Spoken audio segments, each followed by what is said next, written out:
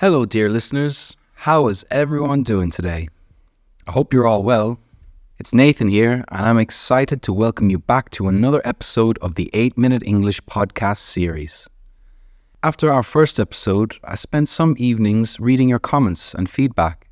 Your words warmed my heart. So, a big thank you to each and every one of you. Speaking of warmth and connections, today's topic revolves around something that's been debated for centuries. Love. I've seen movies, read books, and even overheard strangers discuss whether we truly need love. Some see it as the essence of life, while others believe there are other priorities.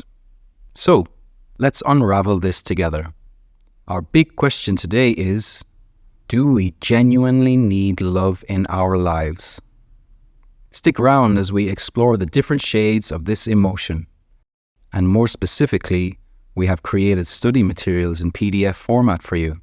It's in the video's description or in the comments section. Before we delve deeper into today's topic, first listen to a real-life conversation between two friends, Anna and Ben. Anna believes love is the essence of life, while Ben feels there are other priorities. Let's tune in.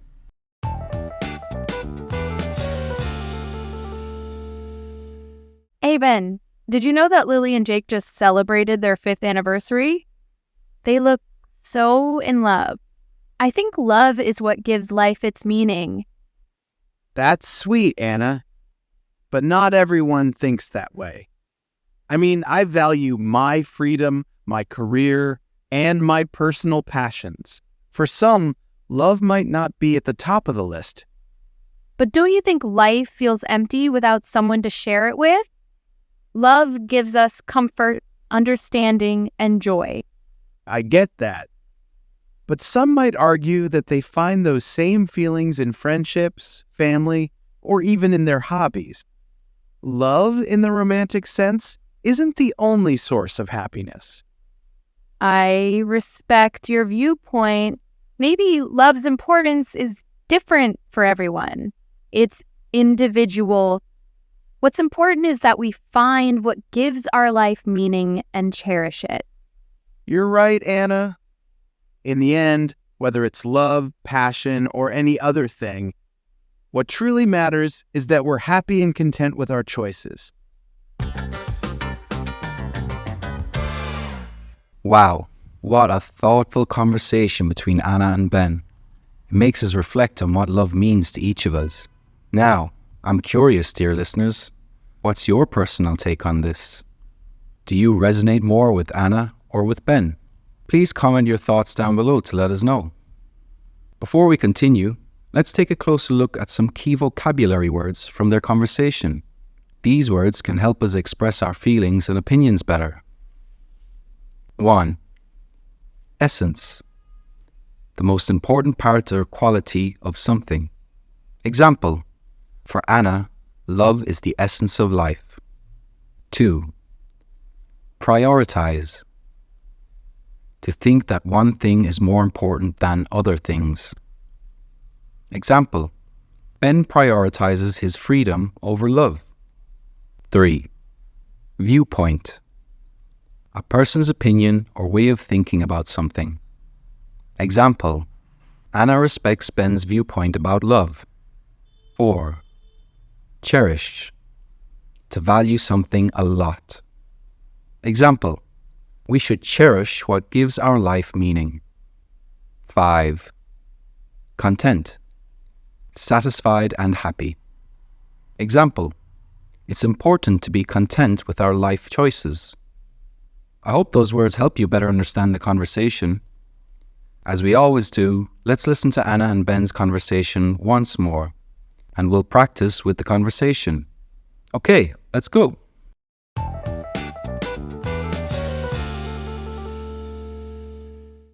Hey Ben, did you know that Lily and Jake just celebrated their 5th anniversary? They look so in love. I think love is what gives life its meaning. That's sweet, Anna. But not everyone thinks that way. I value my freedom, my career, and my personal passions. For some, love might not be at the top of the list. But don't you think life feels empty without someone to share it with? Love gives us comfort, understanding, and joy. I get that.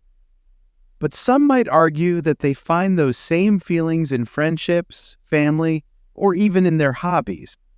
Love, in the romantic sense, isn't the only source of happiness.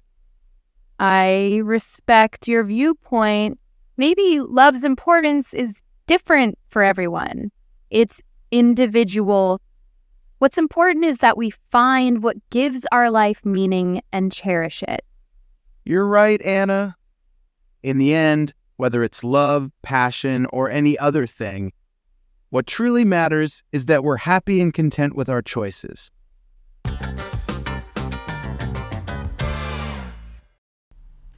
Before we wrap up today's episode, I'd love to share some interesting facts about love, which might give us all a new perspective. According to a study from Harvard University, close relationships, more than money or fame, are what keep people happy throughout their lives. So, love in the form of friendships and family bonds can be a significant source of happiness. Also, according to Forbes magazine, people who prioritize their relationships are generally healthier and tend to live longer. It shows that love, in its many forms, can have a positive effect on our well-being. Now, let's address some questions from our dear listeners. Our first comment comes from a user whose name I can't quite pronounce, but they said, "I'm so worried about me because I can understand English, but I can't speak." It's quite common for learners to understand more than they can produce.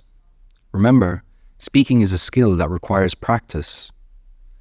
Start by speaking simple sentences daily. Join language exchange groups, or even speak to yourself in English. Over time, it'll become more natural.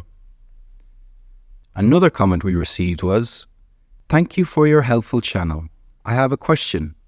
Do you have a podcast channel, Jessica?"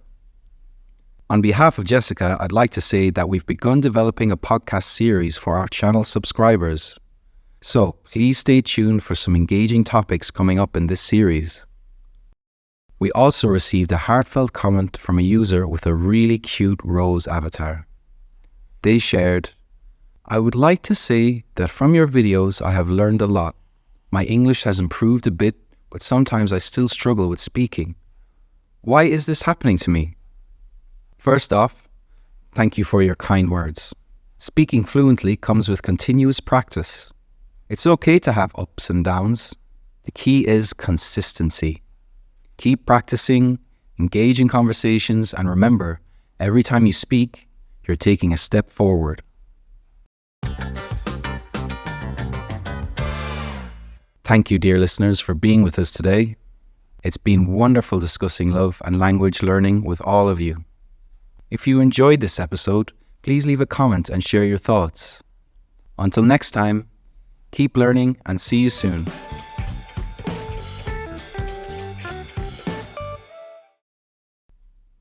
Hello everyone, and welcome back to our 8-Minute English podcast. I'm Nathan, and I'm so happy you're here with us today. Our last episode was about love.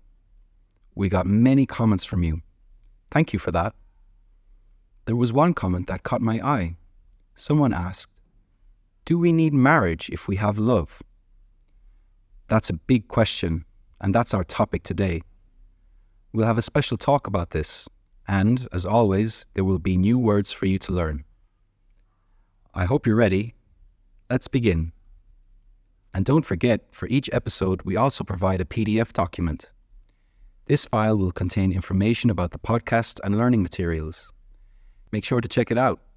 All right, before we delve into our main topic, let's tune into an interesting conversation.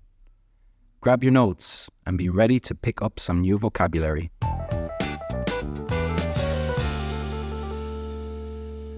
Welcome, everyone, to our talk show today. We have a special guest with us, Dr. Emily Roberts, an expert in relationship and family dynamics. Dr. Emily, it's great to have you here. Thank you for having me.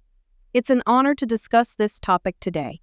Young people nowadays believe that they don't need to have a partner or even get married. Why do you think that is?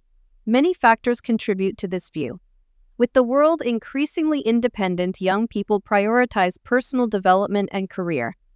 They feel that starting a relationship or planning a wedding might slow down their personal growth or limit their freedom.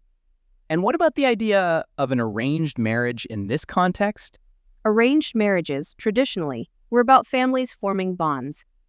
But today, many see it as a lack of personal choice. Young people want to get to know someone on their own terms before committing. So, is the concept of marriage coming to an end? Not necessarily. The idea of marriage is evolving. It's not the end, but a transformation. People might delay it, redefine it, or even skip it, but the desire for companionship and connection remains. The importance of marriage varies based on an individual's life perspective and personal values. Now, that was an insightful conversation. What do all of you think about it? Let's quickly go over some of the vocabulary we used in the conversation. 1. Partner. This refers to someone you are in a relationship with. For example, my partner and I have been together for 5 years. 2. An arranged marriage. This is a marriage set up by families, not just the couple. An example would be, in some cultures, an arranged marriage is still common. 3. To get to know someone. This means to learn more about someone. For instance, before getting married, it's essential to get to know your partner. 4. Relationship. The connection between two people, especially romantically. Like, their relationship has been strong for many years. 5. To arrange/plan a wedding. This is to organize a marriage ceremony.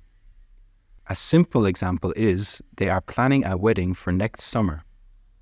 All right, let's listen to the conversation once more and fully grasp these words in context. Welcome, everyone, to our talk show today. We have a special guest with us, Dr. Emily Roberts, an expert in relationship and family dynamics. Dr. Emily, it's great to have you here. Thank you for having me. It's an honor to discuss this topic today. Young people nowadays believe that they don't need to have a partner or even get married. Why do you think that is? Many factors contribute to this view. With the world increasingly independent, young people prioritize personal development and career. They feel that starting a relationship or planning a wedding might slow down their personal growth or limit their freedom. And what about the idea of an arranged marriage in this context? Arranged marriages, traditionally, were about families forming bonds. But today, many see it as a lack of personal choice. Young people want to get to know someone on their own terms before committing. So, is the concept of marriage coming to an end? Not necessarily. The idea of marriage is evolving. It's not the end, but a transformation. People might delay it, redefine it, or even skip it, but the desire for companionship and connection remains. The importance of marriage varies based on an individual's life perspective and personal values. Thank you all for staying tuned and going through that dialogue with us. Now I have a discussion question for you, and I'll also share my thoughts on the topic. Firstly, do you think that getting married is necessary for a fulfilling and happy life? In my opinion, happiness can be found in various forms of relationships, whether through marriage, friendship, or family. It's all about the depth and quality of the connections we build. I'd love to hear your thoughts on these questions. Please feel free to leave your comments down below. Before we wrap up today's podcast, I have some interesting information for you related to our topic. Did you know there's a day called World Marriage Day? It's celebrated on the second Sunday of February every year. It's a day to think about the love and bond between married couples. Now, on to the audience's questions from previous episodes. 1. I have remembered many words, but I cannot remember while I am speaking. Please suggest a way to improve my speaking skills. Thank you for bringing this up. It's a common challenge many learners face. The key is not just to remember words, but to actively practice using them in conversations. I'll be sharing some tips on how to enhance your active vocabulary in an upcoming video. Stay tuned for that, as it will be a comprehensive guide on mastering vocabulary while learning English. 2. My spoken English is pretty good, but I'm unable to use short and smart sentences while speaking English. How can I improve my casual talk? I mean smart and small sentences. Great job so far. One way to master this is by mimicking concise sentences from your favorite movies or books. Take notes, practice saying them, and gradually incorporate them into your conversations. Over time, this will enhance your casual speech. 3. I am watch English videos to learn English and write some vocabs who I don't know, but I am not remember this. With this, when I speak English, I feel shy and my conversation skill is not so good. So, how I improve my communication skills? First, remember that everyone starts somewhere. Join English speaking clubs or online forums to interact with others. Over time, you'll grow more comfortable and confident. Lastly, remember that we provide PDF documents for each podcast episode. These files contain more details about the podcast and additional learning materials. Make sure to check them out. Thank you all for tuning in. Stay curious and see you in the next 8-Minute English podcast episode.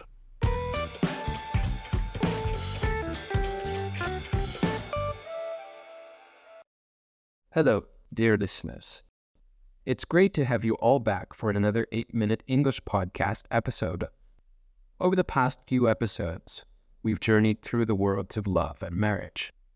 Those episodes were filled with heartwarming stories and useful vocabulary. But life has many facets, and today we're delving into a topic that many find sensitive: divorce. I admit, it's a bit of a confusing topic for me, but it's essential, and many of you have asked about it. So, let's take this journey together and explore this significant life event. Are you ready? Let's get started with today's episode. Hi, Jane. I was having a deep conversation with John and Maria yesterday evening during our neighborhood gathering. They're seriously considering divorce, but they're hesitant because of their 3 kids. That's such a tough decision. Divorce isn't easy for anyone, let alone when kids are involved. I understand their concern, but sometimes staying together for the sake of the kids might backfire. Children can sense tension, disputes, and unhappiness, even if parents think they're hiding it well. I agree, but John and Maria believe that having both parents around daily is vital for the children's stability and emotional growth. While that's a valid point, a peaceful, loving environment is also essential. If they're always arguing or there's constant tension, the kids will be living in a toxic atmosphere, and that's not healthy. True, but some believe it's better to be together and work on the issues than separating and possibly giving the kids a feeling of abandonment. Every couple's situation is unique. They need to evaluate their circumstances and decide what's best for their family. The key, as always, is to prioritize the children's well-being and happiness. I just hope John and Maria can find a solution that works for everyone involved. Welcome back. That was an intense conversation, wasn't it? Now let's dive into some vocabulary from the discussion. First, we have the word divorce. This means to legally end the marriage. Example, they are thinking of divorcing after 10 years of marriage. Hesitant is when someone feels unsure or doubtful doing something. Example, he was hesitant to try the new food because he had never eaten it before. The word toxic refers to something harmful or bad. Example, it's essential to avoid a toxic environment. Unique means being the only one of its kind or unlike anything else. For example, every person has a unique fingerprint. Lastly, well-being is the state of being comfortable, healthy, or happy. Example, mental well-being is crucial for everyone. Now that we've clarified those words, let's listen to the conversation one more time. Pay close attention to the vocabulary we discussed. Hi, Jane. I was having a deep conversation with John and Maria yesterday evening during our neighborhood gathering. They're seriously considering divorce, but they're hesitant because of their 3 kids. That's such a tough decision. Divorce isn't easy for anyone, let alone when kids are involved. I understand their concern, but sometimes staying together for the sake of the kids might backfire. Children can sense tension, disputes, and unhappiness, even if parents think they're hiding it well. I agree, but John and Maria believe that having both parents around daily is vital for the children's stability and emotional growth. While that's a valid point, a peaceful, loving environment is also essential. If they're always arguing or there's constant tension, the kids will be living in a toxic atmosphere, and that's not healthy. True, but some believe it's better to be together and work on the issues than separating and possibly giving the kids a feeling of abandonment. Every couple's situation is unique. They need to evaluate their circumstances and decide what's best for their family. The key, as always, is to prioritize the children's well-being and happiness. I just hope John and Maria can find a solution that works for everyone involved. Now that we've revisited the conversation between Jane and Tom, let's delve deeper into the broader topic of today's podcast. Do we need divorce? 1. In your opinion, are there circumstances where divorce becomes necessary for the well-being of both partners? Yes, I believe that if both partners are unhappy for a long time and can't solve their problems, divorce might be a good solution. It's important for both people to feel happy and safe. 2. Does what other people think about divorce affect couples? Yes, many couples feel pressure from society to stay together. They might be worried about what friends and family will say or think. This can make deciding about divorce harder. Before we conclude today's episode, let's address some questions from our previous episode. The first question, what should I do for speaking English fluently? Thank you for your question. To speak English fluently, try these steps. 1. Engage in daily conversations, even if it's just with yourself. 2. Join English conversation clubs. 3. Watch English movies and try to repeat dialogue. 4. Look forward to our upcoming videos on effective vocabulary learning, which will surely help you. Let's move to the second question. Ma'am, I want to use so many phrasal verbs, idioms, phrases, and advanced vocabularies in my speaking, but I don't know how. So please guide me, ma'am. Certainly. It's great that you want to enrich your vocabulary. Start by listing phrasal verbs and idioms you find interesting. Use them in daily conversations and writings. Join online forums or groups where people discuss and use advanced vocabulary. Over time, it will become a part of your regular speech. Once more comment before we wrap up this episode. I can understand every word people say, but I can't speak. And I'm afraid because my grammar is not good at all to have a conversation with everyone. You have a recommendation for me? I hope you understand what I am trying to say. Thank you. First off, you're doing well by understanding spoken English. For speaking, start small. Describe your day to yourself, read out loud, and engage in online English chat group. Regarding grammar, consider investing in a basic grammar book or use online resources like Grammarly to check your writing. The more you expose yourself to English in practice, the better you'll get. And that's all for today. Thank you for being here today. We'll see you in the next 8-minute English podcast episode. Goodbye.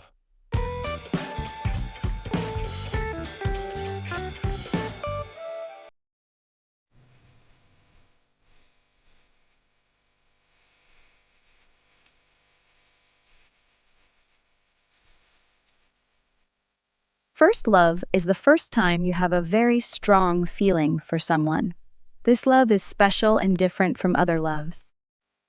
Why? Because it is your first time feeling this way. When we fall in love for the first time, everything feels new and exciting. Your heart beats fast and you think about this person all the time. You feel happy and maybe a little scared too.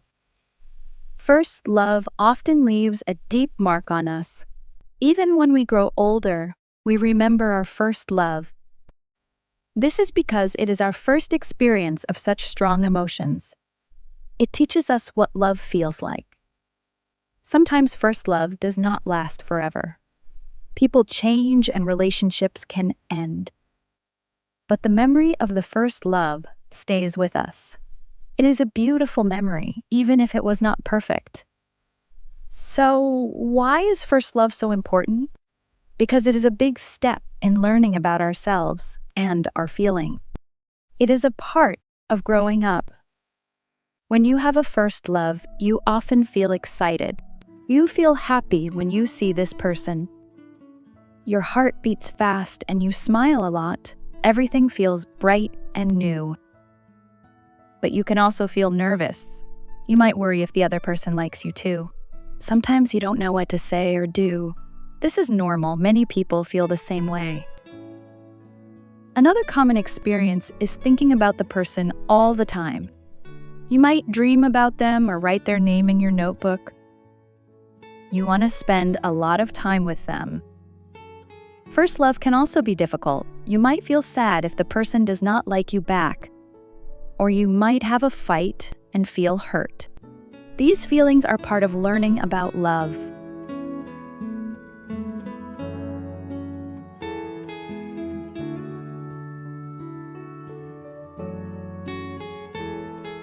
Sometimes, first love does not work out. You may stop being together. This can be very sad, but it helps you grow. You learn what you want and need in a relationship. First love is very special. It teaches us many things about love and feelings. These lessons can affect our future relationships.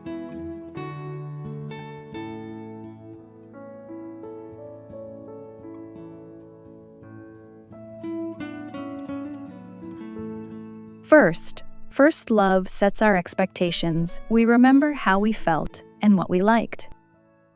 We look for those same feelings in other relationships. Sometimes, we expect every love to feel like first love. Next, first love shows us how to love. We learn how to care for someone and how to share our feelings. We understand the importance of being kind and listening. These skills help you feel better. You do not have to be alone. Next, keep busy. Do things you enjoy like hobbies or sports. This can help take your mind off the sadness. It is also good to spend time with friends. They can make you laugh and feel happy again. It is important to take care of yourself. Eat well, sleep enough, and exercise. These things help you feel strong and healthy. Remember, it is okay to feel sad for a while, but also know that the sadness will go away. You will feel better with time. When you are ready, you can open yourself up to new relationships. Be patient and kind to yourself. It is okay to take your time.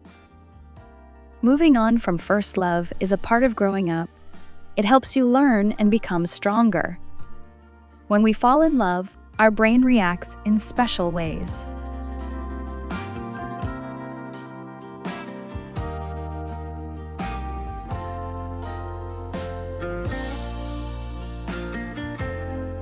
First love feels very strong because of what happens in our brain. Let's look at some simple science. When you see someone you love, your brain releases chemicals. One important chemical is dopamine. Dopamine makes you feel very happy and excited. This is why your heart beats fast and you smile a lot when you're with your first love. Another chemical is oxytocin. Oxytocin is called the love hormone. It makes you feel close and connected to the person you love. This helps you form a strong bond with your first love. Your brain also changes how it works when you are in love. The part of your brain that feels pleasure becomes very active. This is why everything feels so good and special with your first love. Love also affects your body. Your palms might sweat and your face might turn red. These are normal reactions to strong emotions. In conclusion, first love feels very powerful because of the chemicals in our brain. These chemicals make us feel happy, excited, and connected. Even years later, we can think about our first love and smile. These memories are special and important. Think about your first love. What are some memorable moments? Maybe your first date, your first kiss, or a special day you spent together. These moments stay in our hearts. Sharing your stories can help us all understand the beauty of first love.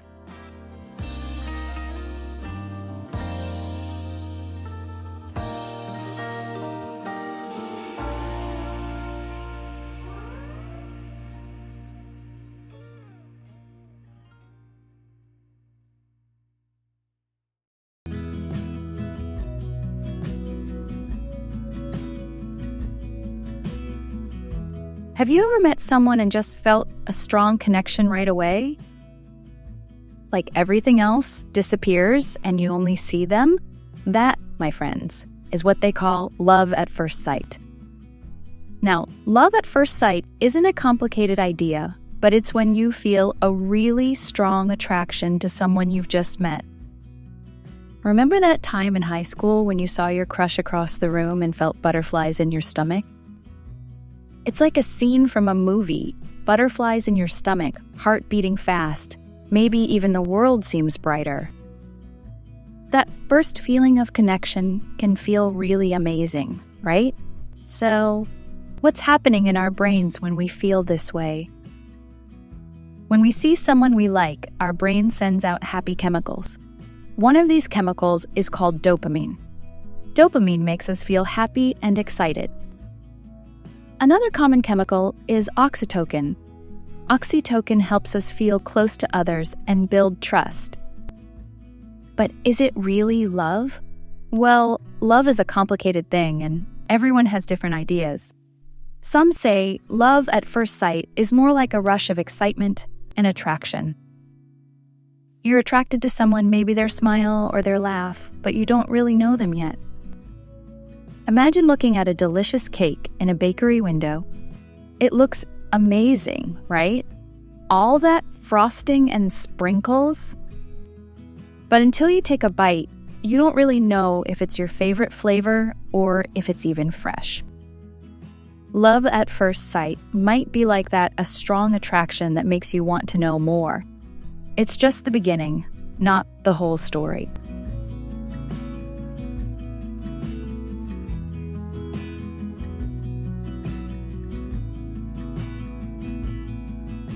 So, can love at first sight turn into something lasting? Maybe, but movies forget to show the part where you get to know the real person. Do you like their jokes? Are they kind? Do you share the same goals? That's the stuff that builds a strong, lasting fire. Here's my story. I once met someone at a party, and it felt like something clicked. Butterflies, fireworks, the whole thing. But as we talked, I realized we had nothing in common. We had different tastes in movies, music, even food. That strong feeling faded fast. Here's the thing, that feeling is amazing. It's a rush of happy chemicals in your brain, like a fun roller coaster ride. You see someone across the room, and suddenly your heart is racing. Your palms are sweaty and you can't stop smiling. But just like true love is about wanting to read every single chapter, side by side, with the person you love, that's the kind of love worth waiting for, the kind that becomes a story you write together. It's important to remember that true love takes time, getting to know someone, their good sides, and maybe even some not-so-good sides. Just think of it like this in movies. Love is like a firework. It is bright and fast. In real life, love is like a plant. It grows slowly, but it becomes strong and beautiful. So, while movies are fun to watch, remember that real love is a journey.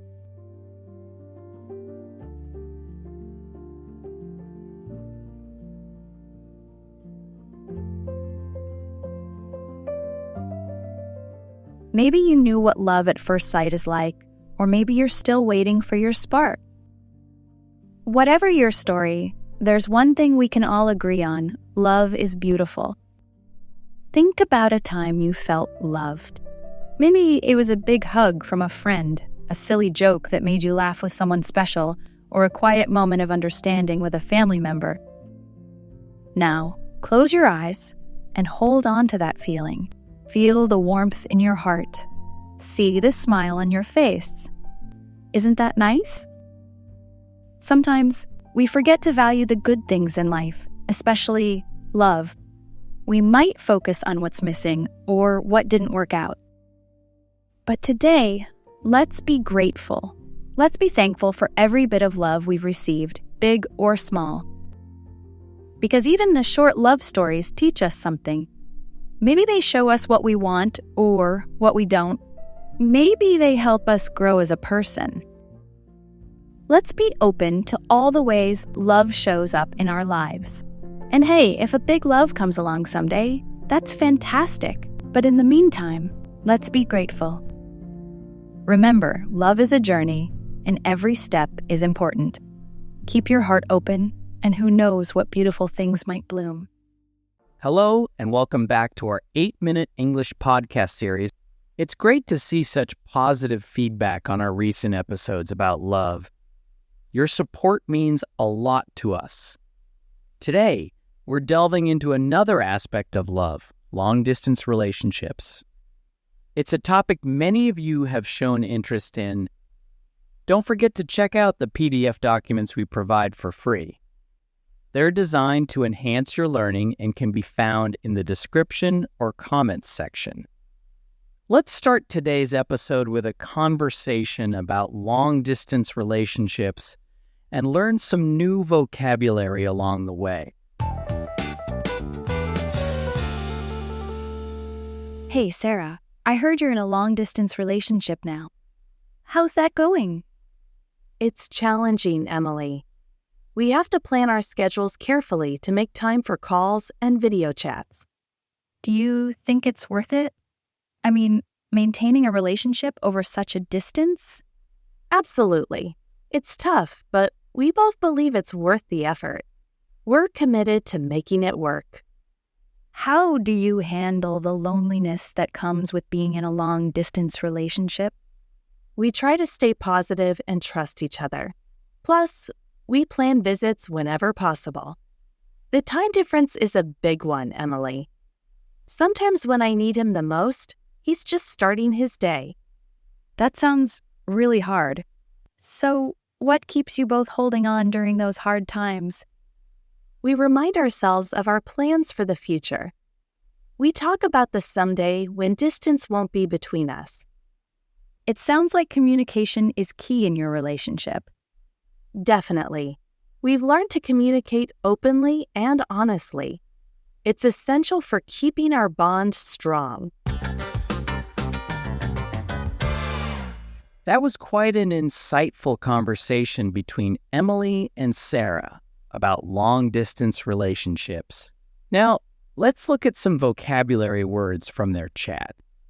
First, we have the word challenging, which means difficult in a way that tests your ability or determination.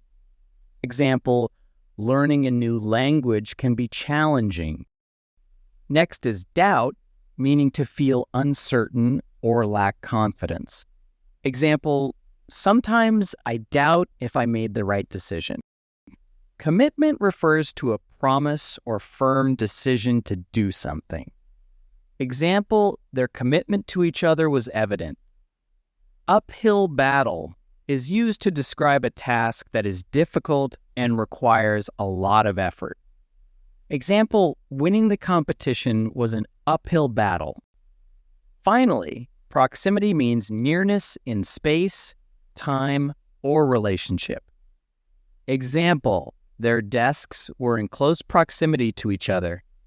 Now that we've gone through some key vocabulary, let's listen to Emily and Sarah's conversation one more time. Pay special attention to the words we've just discussed and see if you can spot them as you listen.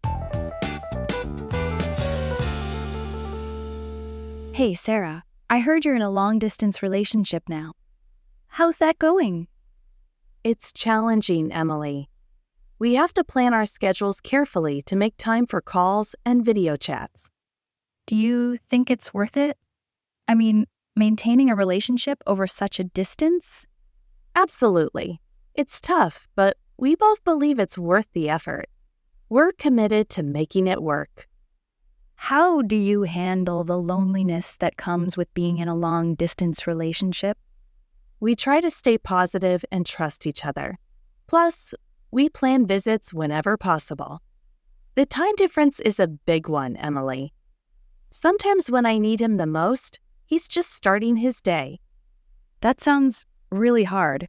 So, what keeps you both holding on during those hard times? We remind ourselves of our plans for the future. We talk about the someday when distance won't be between us. It sounds like communication is key in your relationship. Definitely. We've learned to communicate openly and honestly. It's essential for keeping our bond strong. After hearing from Emily and Sarah, I've been thinking about long-distance love. Here's what I feel about it. For the first question, can long-distance relationships work? I believe they can. It's not about the physical distance, but rather the emotional closeness you maintain. Regular communication, trust, and understanding are key. Yes, there will be moments of loneliness, but overcoming these together strengthens your bond. As for the second question, would I consider being in a long-distance relationship? Well, for me, it would be about the connection with the person. If we share a deep understanding, support each other's dreams, and can imagine a future together, then yes, I would. It takes a lot of work. You have to plan, communicate, and sometimes just be there, even if it's only virtually. What matters is the commitment to face the challenges together and the joy of knowing you're united in purpose. As we bring today's podcast to a close, I'd like to take a moment to respond to some of the questions that have come in from our listeners. Mershi asked how to make sentences. I am very struggling and speaking does not come out. What can I do for that? Mershi, thanks for your question. The key to sentence construction is practice. Start with simple sentences and gradually make them more complex. Try to think in English rather than translating from your mother tongue. Practice regularly and don't be afraid to make mistakes. They're all part of the learning process. Now, transitioning to our next question, another viewer asked, do you have any other channels, Miss Jessica? Thank you for your interest. It's about the other channels you can find Jessica on. Yes, she's expanded her teaching platforms. Jessica's engaging and educational content is now available in Spanish and Chinese. If you or someone you know is learning in those languages, be sure to subscribe and stay updated with her latest videos. And from India, we have I Want to Speak in English. What should I do for this? Please help. Remember, the key is to immerse yourself in the language. Surround yourself with English through music, movies, and conversation. Practice speaking as much as you can with friends or through language exchanges, and consider an English course to structure your learning. It's been a pleasure sharing this time with you. Keep sending your questions, and we'll address them in upcoming episodes. See you next time on the 8-Minute English Podcast. Goodbye.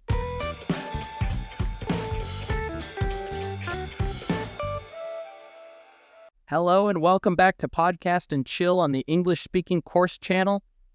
I'm Leo. And I'm Gwen. It's great to see you all again. Gwen, have you ever thought about choosing something else instead of work, like love? What would you choose, love or a career? Just a fun thought. That's an interesting question, Leo. It's indeed something to think about. So, are we discussing career or love today, right? Exactly, Gwen. Let's dive into today's fascinating topic on career or love.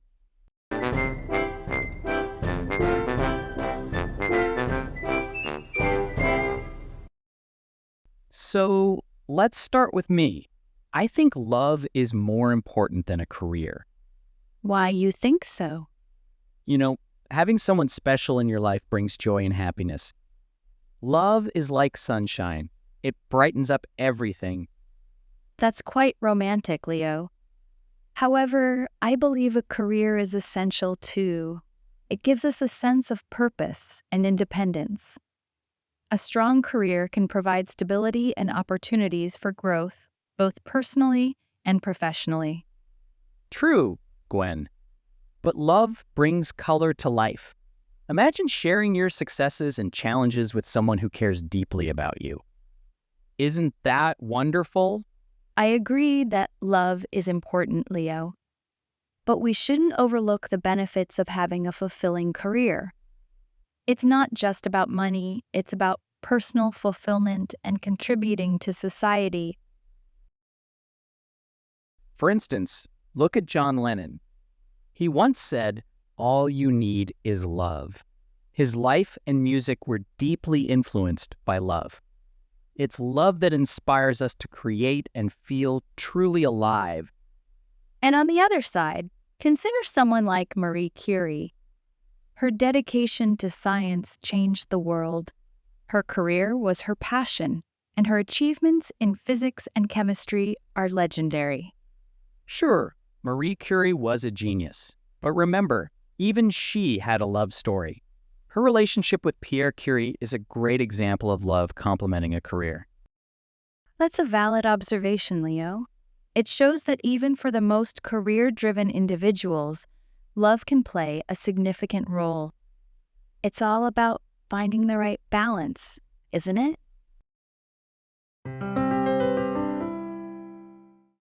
Let's look at some love-related words. Romantic, meaning feeling, showing, or characterized by romance or love. Example, John Lennon's song, "All You Need Is Love," is very romantic. Joy, meaning a feeling of great pleasure and happiness. Example, having a special person in your life often brings a lot of joy. Fulfillment, meaning a feeling of happiness and satisfaction, especially because you are doing something important or using your abilities. Example, finding love can bring a sense of fulfillment, just like achieving a goal in your career. Passion, meaning a very strong feeling of love or enthusiasm, especially for something or someone. Example, Marie Curie had a great passion for science, which drove her career. Inspire, meaning to fill someone with the urge or ability to do or feel something especially something creative. Example, love can inspire people to create amazing things like beautiful music or art.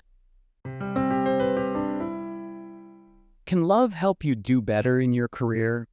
Answer, yes, love can help in a career. When people are in love, they are often happier and more positive. This happiness can make them work better and be more creative. So love can really help someone do well at their job. Is it important to have both love and a career? Answer, yes, it is important to have both. Love gives support and happiness in life. A career provides independence and a sense of achievement. Having both love and a career can lead to a balanced and fulfilling life. Gwen, as Steve Jobs once said, the only way to do great work is to love what you do. I think this applies to both our career and personal life. We should find a career we love and also cherish our relationships. True, Leo. And remember what Audrey Hepburn said, the most important thing is to enjoy your life to be happy. It's all that matters. We need a plan to balance work and love to truly be happy. So, how about this plan? Dedicate specific times for work and love. Like, set work hours and stick to them, but also plan regular quality time for loved ones. Right. Also, mixing a bit of love into our work life can be beneficial. Sharing our achievements with loved ones, or even seeking their support during challenging times at work. Indeed, and taking care of our well-being is crucial.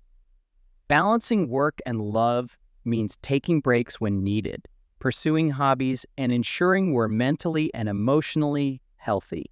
To our dear listeners, remember to love what you do and do what you love. Whether in career or relationships, find your balance and cherish both. Now let's talk about some key career-related words. Goal, meaning an aim or desired result that people want to achieve. Example, setting clear goals is important for a successful career. Achievement, meaning something accomplished, especially by superior ability, special effort, or great courage. Example, winning the science award was a major achievement for her. Balance, meaning a situation in which different things exist in equal, correct, or good amounts. Example, finding a balance between work and leisure time can lead to a happier life. Independent, meaning the ability to live your life without being helped or influenced by other people. Example, gaining independence in her career was very important to her.